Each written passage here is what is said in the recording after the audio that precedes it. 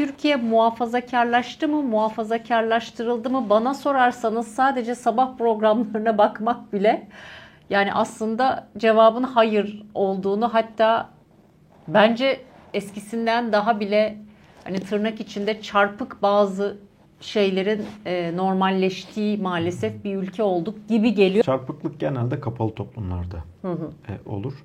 Bu hep vardı Türkiye'de. Yani bir sosyal bilimciyi oturtursak, geçmişteki dava dilekçelerini okusa, köylerdeki alıntıları, hikayeleri toplasa çok daha fazlasına karşılaşacak. Çünkü geçmişte daha fazla kapalı toplumdu. Daha fazla kır nüfusu yüksekti. Haliyle bütün bunların hepsi maalesef ki daha yaygın durumdaydı. Şimdi sorunun özüne gelecek olursak, Türkiye beklenildiği gibi veya düşünüldüğü gibi muhafazakarlaşmadı. Aksine hiç olmadığı kadar sekülerleşti. Yeni kuşaklar dünyanın birçok yerinde olduğu gibi Türkiye'de de daha merkeze geliyor. Soldan da merkeze geliyor, sağdan da merkeze geliyor. Üniversiteleşme sekülerleştirdi. Dolayısıyla geçmişteki Refah Partisi geleneğinden gelen muhafazakar ailelerin bile çocukları bugün artık daha merkezde, daha liberal bir yaşam biçimine, değerler kümesine sahip.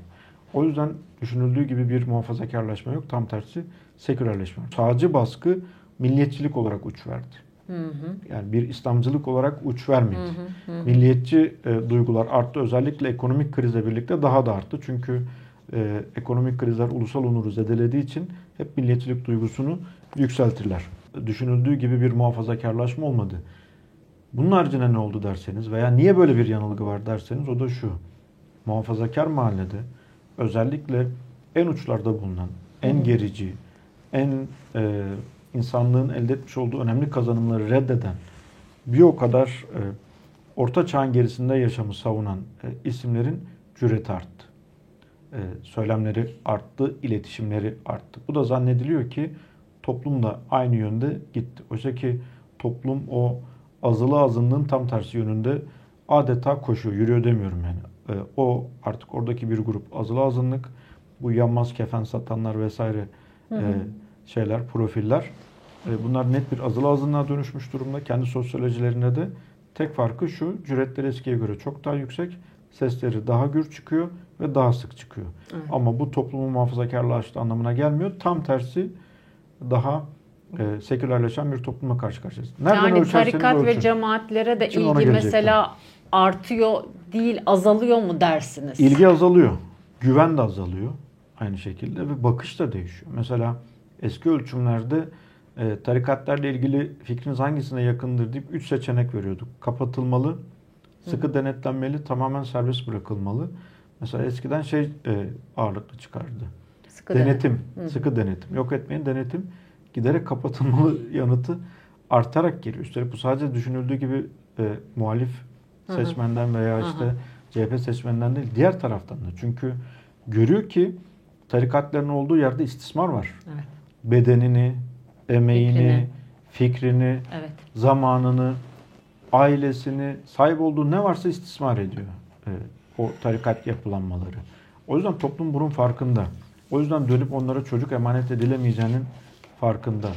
Onlara dönüp kazandığını elindeki avucundakinin paylaşılmaması gerektiğini, emanet edilmemesi gerektiğinin farkında.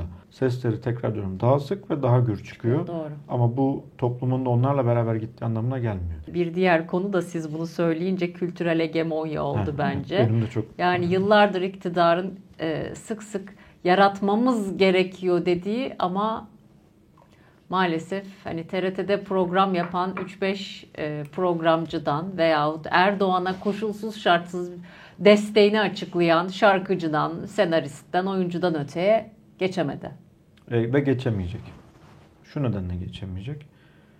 Kültürel hegemonya kurmak istiyorsanız insan aklını özgür bırakacaksınız. Evet, düşünceyi değil mi? Evet. Özgürlüklerin bu düzeyde kısıtlandığı bir dönemde 15 yaşında çocuklar eleştirel tweet atıyor diye tutuklandığı, gözaltına alındığı dönemde siz kültürel hegemonya falan kuramazsınız. İhtimal bile değil. Yani AKP iktidarı değil 23 yıl, 63 yıl iktidarda kalsa gene kültürel hegemonya kuramayacak. Çünkü aklı özgür bırakma yönünde bir çabası olmadığı gibi tam tersi yönde bir çabası var. Aklı özgür bırakmayan bir iktidarın kültürel bir hegemonya kurabilmesi mümkün değil. Büyük Atatürk'e dair sonsuz sayıda olumlu şey söyleyebiliriz. Ama onu bu kadar büyük yapan şeylerin başında şu geliyor. Ondan daha büyük bir fikir konmadı bu coğrafyada. Onun kadar güçlü bir askeri komutan bulabiliyorsunuz tarihte. Evet. Ama o kadar güçlü bir aydınlanma devrimcisi bulamıyorsunuz. Hele de bir İslam coğrafyasında Evet. örneği yok. Evet. Şimdi Dolayısıyla o en güçlü yanı bir aydınlanma devrimcisidir. Evet. Mustafa Kemal ve ondan daha büyük bir aydınlanma fikri konamadığı sürece de ondan büyüğü olamaz. 1935'teki programında kadının istihdam artırılması yönünde bir başlık var.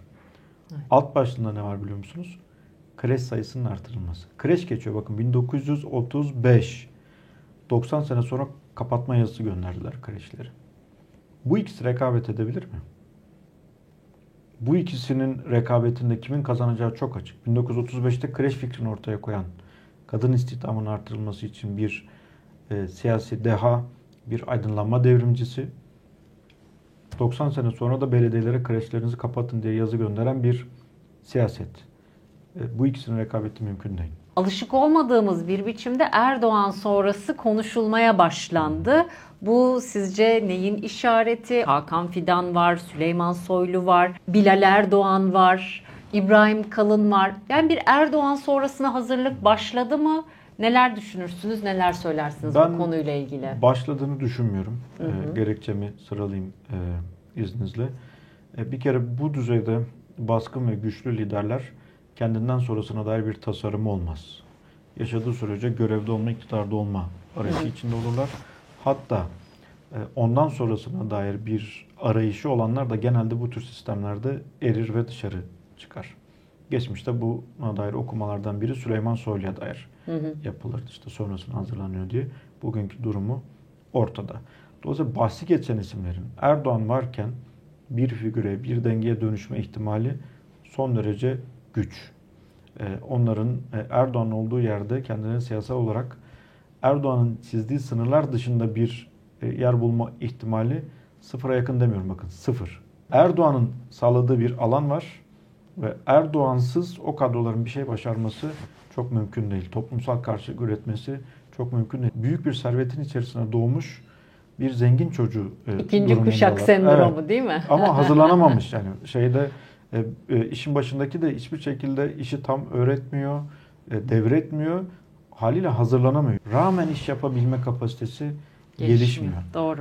Bu nedenle de AKP'deki bugün öne çıkan isimlerin Erdoğan sonrasında muhalefetteki bugünkü isimlerle baş etmesi, mücadele etmesi düşünüldüğü kadar kolay değil. Peki Erdoğan'ın şu an seçmendeki karşılığı? Konu başlığına göre değişiyor. Mesela savunma sanayine girdiğinde toplamda seçmen onayının %40, 42, 43'e kadar çıktığını görüyoruz. Güzel. Ama diğer konularda genelde %30'da %40 arası. Yani MHP artı AKP gibi bir şeye sıkışmış durumda. Özellikle dış politik gerilimlerde vesaire %40'ın üstüne çıkabiliyor. Ama rutin konularda muhalefetle polemik, işte ekonomi belki. Ekonomi önemli oldu. Ben eksik bırakmıştım. Sağ olun tamamladığınız için. O başlıklarda %30'da %40 arası bir şey var. Toplumsal karşılığı söz konusu.